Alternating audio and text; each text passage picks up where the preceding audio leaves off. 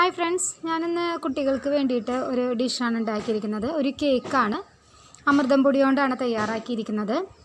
അതിലേക്ക് വേണ്ടുന്ന ഇൻഗ്രീഡിയൻസ് എന്ന് പറയുന്നത് അമൃതം പൊടി ഒരു 1/2 കപ്പ്, വളരെ കുറവ് മതി, ഒരു 5-6 സ്പൂൺ തന്നെ പറയാം, അത്ര മതി അമൃതം പൊടി. നാളികേരം അതുപോലെ തന്നെ ഒരു 5-6 സ്പൂൺ, പാല് 1/2 ഗ്ലാസ്, പഞ്ചസാര മധുരത്തിൻ്റെ അനുസരിച്ചിട്ട്, ഒരു മുട്ട ആവശ്യമില്ല, പക്ഷെ നമുക്ക് ഒരു മുട്ട എടുക്കാതെ നിവൃത്തിയില്ലല്ലോ, അതുകൊണ്ട് തന്നെ മുട്ട, നെയ്യ്, ഇതൊക്കെ വേണ്ടത്. അപ്പോൾ വേണ്ടുന്ന സാധനങ്ങളൊന്നുകൂടി പറയാം. അമൃതം പൊടി, പഞ്ചസാര, നാളികേരം, നെയ്യ്, മുട്ട, പാല്, ഇത്രയും സാധനങ്ങളാണ് വേണ്ടത്.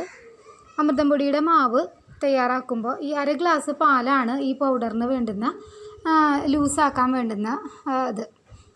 അപ്പോൾ അതായത് അതിൻ്റെ ആ തിക്നെസ് എന്ന് പറയുന്നത് സാധാരണ നമ്മൾ ദോശ ഉണ്ടാക്കുന്നതിനേക്കാളും കട്ടിയുണ്ടാവും. പിന്നെ അതേ ഒരു ഫ്രൈ പാൻ എടുത്തിട്ടുണ്ട്. എൻ്റെ ഇതൊരു ചീനച്ചട്ടിയാണ്. ഇത് നോൺ സ്റ്റിക്കല്ല, അതുകൊണ്ട് തന്നെ അതിൽ കുറച്ച് വെളിച്ചെണ്ണ ഒഴിച്ച് തട്ടിനെ മയപ്പെടുത്തണം. നമ്മുടെ ഏറ്റവും ആദ്യം നമ്മൾ തട്ട് ചൂടാവാൻ വേണ്ടിയിട്ട് തീ കുറച്ച് കൂട്ടിയതിന് ശേഷം പിന്നെ തീ വളരെ കുറവാണ് വേണ്ടു. മാവ് ഒഴിച്ചിട്ടുണ്ട്. മാവ് ഒഴിച്ചതിപ്പോൾ ഏകദേശം ഒരു പകുതി വേവൊക്കെ ആയി കാണണം. അപ്പോൾ നമ്മൾ എന്ത് ചെയ്യണമെന്ന് വെച്ച് കഴിഞ്ഞാൽ അതിലേക്ക് അല്പം നെയ്യ് ഒഴിച്ച് കൊടുക്കുക. അതിൻ്റെ സൈഡിൽ ഞാൻ പറഞ്ഞല്ലോ, എൻ്റെ തട്ട് നോൺ സ്റ്റിക്ക് അല്ല, അതുകൊണ്ട് അത് ഒട്ടിപ്പിടിക്കാനുള്ള സാധ്യത കൂടുതലാണ്.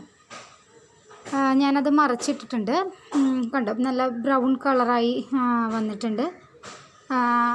ഇത് ഏകദേശം പാകമായിട്ടുണ്ട്. ഒന്നുകൂടി വേണമെങ്കിൽ മറിച്ചിടാൻ, 2 സൈഡും മറിച്ചിട്ട് ഒന്ന് നമ്മുടെ ചട്ടുകം കൊണ്ട് നമക്കി കൊടുക്കുക. നമ്മൾ മുട്ട ചേർത്തിട്ടുള്ളത് കൊണ്ട് തന്നെ കേക്ക് വളരെ സ്മൂതി ആയിരിക്കും.